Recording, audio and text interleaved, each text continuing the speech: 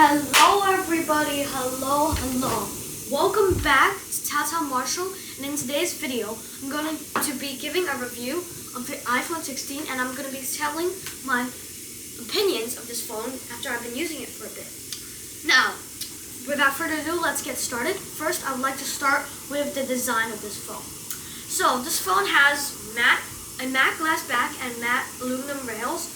And we also get a very premium feel, and it feels very solid in your hands.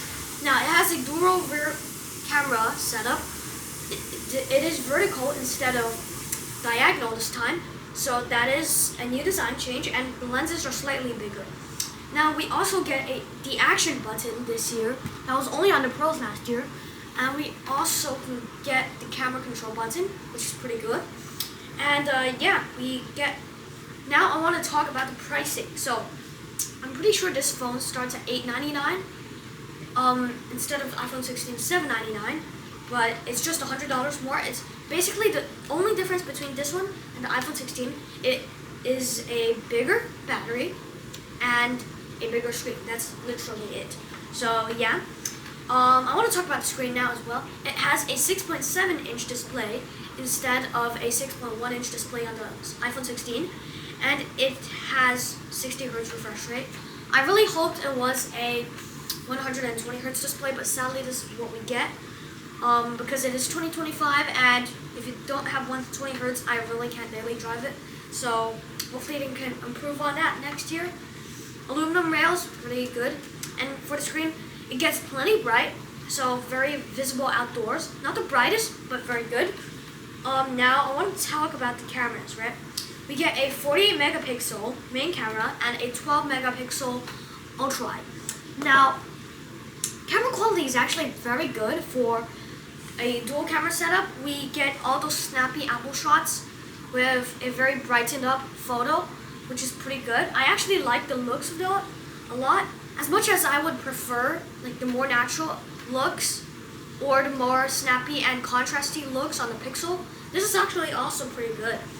And it basically is on your own taste. Like, you could think this is better, or you would prefer something more something more contrasty.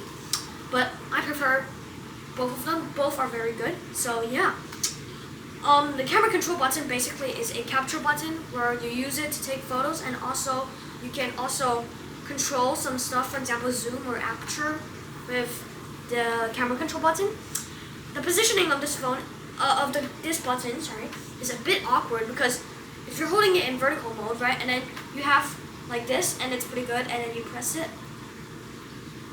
But when you're in landscape mode, though, it blocks a lot of the screen, and if your hand gets really close to the screen, you can accidentally touch something, and basically that will activate something else like video or something. So that is a design change that Apple can improve on, but that has to be one of the sacrifices, because if you move it too down, then it's uncomfortable for portrait, so you have to make a sacrifice, because Apple thinks more people take portraits. Okay, and I actually don't think a lot of people use the camera control button for like the aperture zoom or stuff like that. Mostly they would just use it to snap shots quickly and open the camera out. So yes. Okay, so this is basically build quality of this phone is pretty great. Next I would like to talk about Apple Intelligence, right?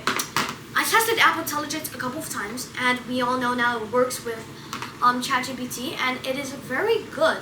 Well, especially because it's ChatGPT, and we all know how good ChatGPT is. Apple actually partnered with them to make Apple Intelligence. So it's basically not Apple Intelligence anymore, it's ChatGPT Intelligence. So yes, that is one thing to note. And I will compare it with Google Gemini in a full video, but overall, Apple Intelligence is pretty good with all the Genmoji editing stuff and all the Siri stuff. Siri is no longer, I'm afraid I have to use this, dumb, but it's no longer, it's more than an assistant now. It's basically like an AI chatbot. But I'm not sure how it compares to Gemini. I'll have to test more on that in the comparison video.